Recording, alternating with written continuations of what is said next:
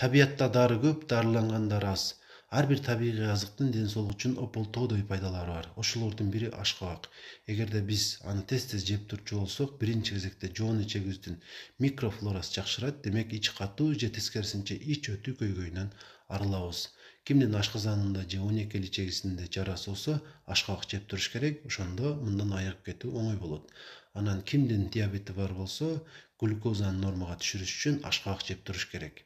Анан теринин абалын дагы жакшыртат. Эгерде биз танегин жеп турчу болсок, синкке эң бай болууга байланыштуу тырмактын анан чачтын абалын жакшыртып берет.